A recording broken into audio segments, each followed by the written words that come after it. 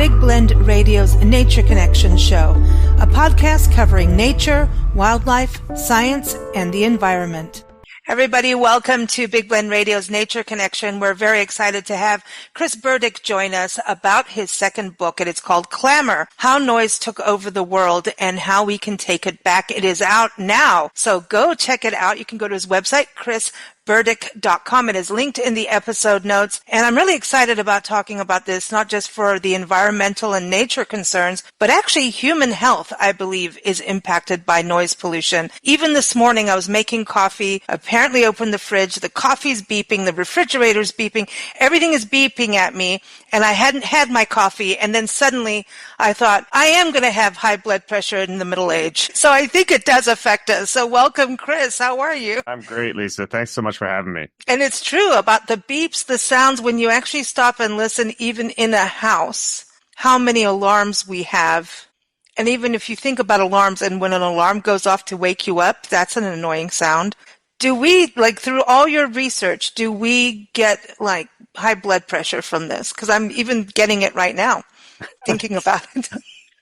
Well, I'm really not that high strung.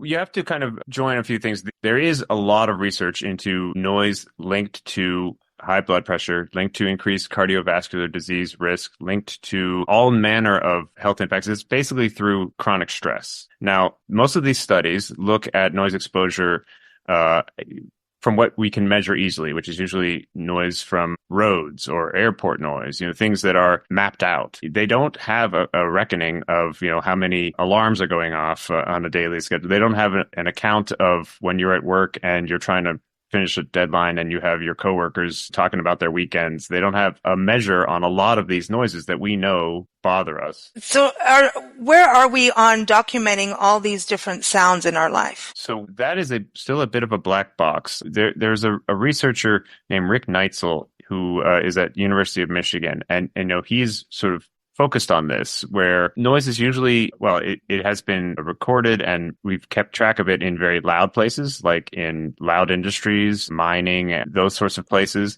Beyond that, it's very hit or miss. Every now and again, somebody will go to restaurants and measure the noise there, but then they won't come back necessarily. So we don't know what the change is there. They don't measure the noise except on spot checks at other places of business. So he is very focused on this, and he is paired with Apple to have a noise study built into their AirPods and the Apple Watch, so that it tracks the daily decibels that we are exposed to through whatever we're doing. And then you have these periodic health checks, both hearing tests and also, it keeps track of if you have the Apple Watch, it's very fancy. I don't have one, but it can keep track of, how your heart health is doing. And so over the long term, they are hoping to kind of have a sense of all the noise that people are actually exposed to, because a lot of it just goes unmeasured. Well, I've done some, as we travel the country documenting parks and public lands, I got into this idea of starting to record sound, and I didn't even get all the gear or anything quite yet. And the reason I wanted to do that is because I feel like people who are visually impaired are left out of what happens to our public lands and even the experience sometimes, right? It's very visual. And even when we look at right now standing up for our parks, our National Park Service, all of the parks, and getting them funded, it's kind of left out. It doesn't mean that they're not wanting to support and that they don't support, but I wanted to be able to put someone who's, blind in a place where they can hear the sounds. Like, recently, like I think I told you before we started recording, these alligators are bellowing. And right now it is until June. It is April through June. It is mating season and baby season. You got to be careful where you go, but they make a sound that it's otherworldly. Let's put it that way. And I want them to hear it, but you can still hear an airplane, or you can still hear it. I've been to places like way up in the woods just to try and record the sound of birds. And I hear, because I'm a musician, so I hear all kinds of things. I hear trucks. I hear somewhere like maybe, 20 miles down the road sounds. I don't know. I have not been able to find pure silence. And I wonder about that just, in our natural spaces, how that, because we think that's where we can go for peace and quiet. Right.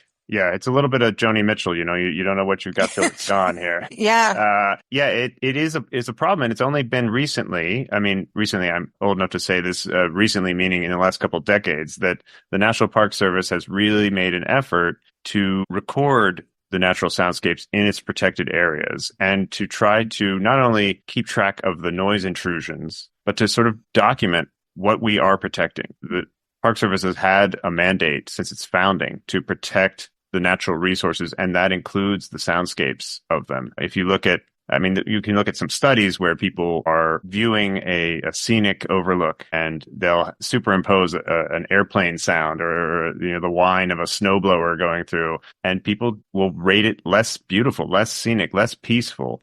I mean, that's obvious. Like there's a multi-sensory experience when you go into these protected areas that, starts breaking down when one of the pieces of it is under attack. So it is, it's an increasing issue when you build more and more roads, when you have, it's a bit of a paradox. You want to enjoy these places, but more people that enjoy them, they enjoy them in their own ways. Sometimes you will bring noise with you, including even just people that hike with those Bluetooth speakers, and that drives me nuts. I just go, and they go, I remember being a Mount Rainier and someone was like that and just like jogging and just blaring music. And I'm like, and here we were, and we could see, the mountain, and it was just like wildflowers all around us. And we were watching a deer with her little baby, just born. This was this magical, like, cue the classical music if you want music, and birds. This guy just ran right by, didn't even see, here's this little fawn. Didn't even see it. And I'm like, why? But, he's getting recreation out of the park, so you can't take that away, because if we don't have the recreation, then, so balance. It is a balance. And I think one thing that there's no perfect solution here, but one thing that has worked or seems to have promised to me is that if a park has kind of a noise budget, sort of this is the amount of decibels that, in this area, are permissible, let's say. And so you have all these snowmobile operators that want to have tours there. You don't prohibit snowmobiling, but you also don't just let it happen. You sort of say, well, if you want to do this, your machines, you either do fewer machines or you get the more efficient machines that make less noise so that you can stay within the constraints of the noise budget. I think that's one way of kind of doing this in a thoughtful way that allows people to experience the natural world. It allows the businesses that have grown up around them, that depend on them, to keep their businesses going, but also to kind of protect what it is that draws people to these places in the first place. You look at surveys, people that visit, and being able to hear the natural world is very high on their list. Yeah, it's hard to find this balance within our natural areas like airboats in the Everglades and helicopters going over the Grand Canyon. But I think that's also why the Wilderness Act is so important, where you can, if you have that kind of fitness level too and know how to backpack and will go do like the Wonderland, trail out in Mount Rainier or something like that you can get out there and have that peace and quiet. But what about the wildlife? When you were putting Clamor together, did you look into the effects for wildlife and birds and even plants having negative effects from noise pollution? Did look into that. And let's see, there are a number of studies to pick on here. I think one that's really interesting was out of Rattlesnake Canyon in New Mexico. This is an area of Bureau of Land Management where they have natural gas wells, and some of them have compressor stations on them to kind of keep the pressure going in the gas line, and some of them don't. And where they have the compressor stations, it's very loud. And so what these researchers did was they created a couple hundred plots where they kind of watched to see what would happen over a span of, I think, 12 years in these plots.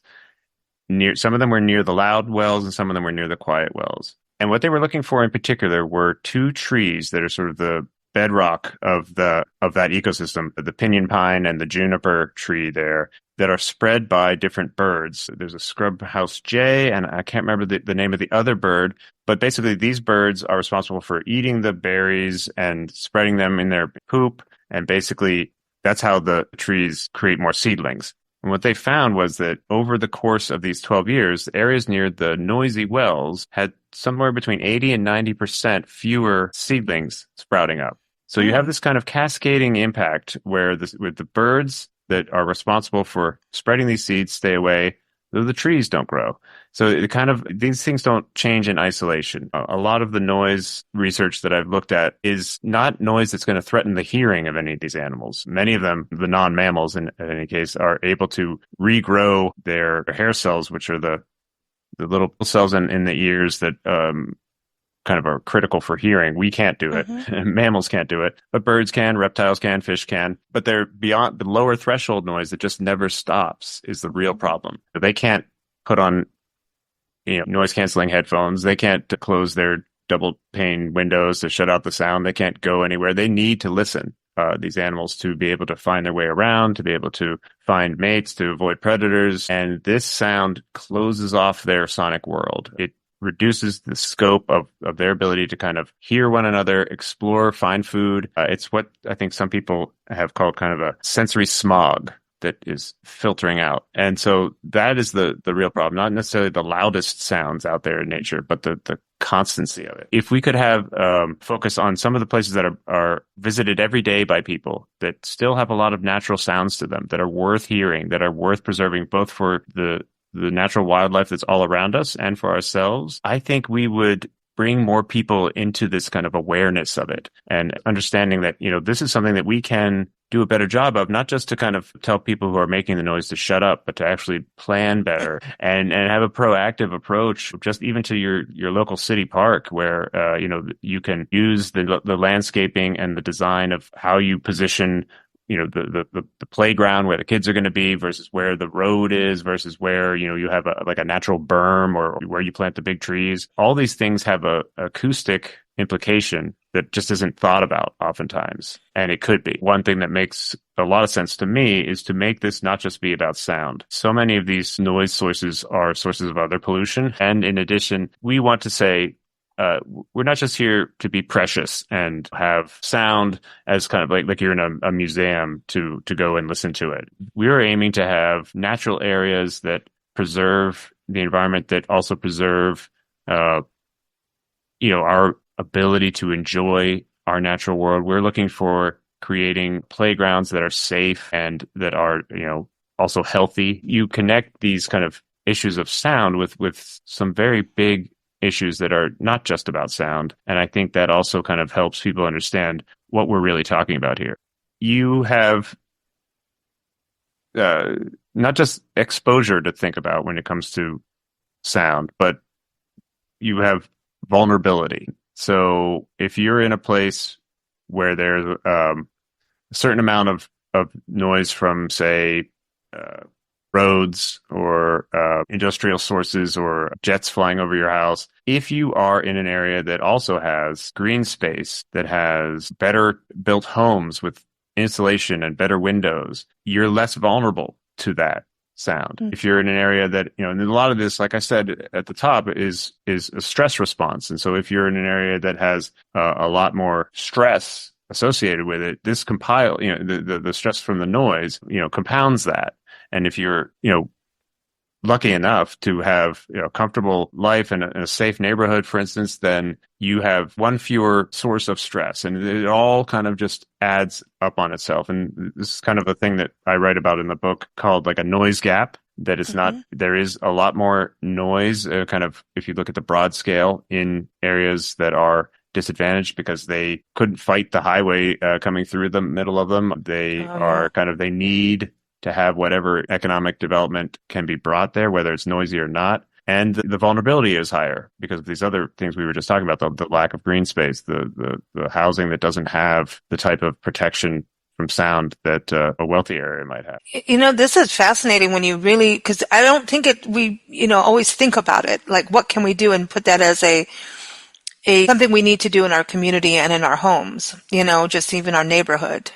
Go to your local representatives and say, hey, we need to do something. All the planning, all of that needs to be looked at a little bit further. And it all works together. It all works hand in hand if you're working on this, noise pollution, trees, all of that, park planning, it all goes hand in hand. I wanted to ask you what led you to write Clamor. Yeah, so basically I started to think about this issue 18, I was writing a piece for the Boston Globe Sunday magazine about a noise researcher at Harvard who was looking into its effects on public health. And as I started to dig into kind of, well, what are these effects? Looking at all the research, all the they're not tremendous increase, but they are a substantial increases in cardiovascular disease risk, dementia, hypertension, obesity, childhood development issues, all these things. And yet this is a pollutant that nobody can even really agree on the definition of. And so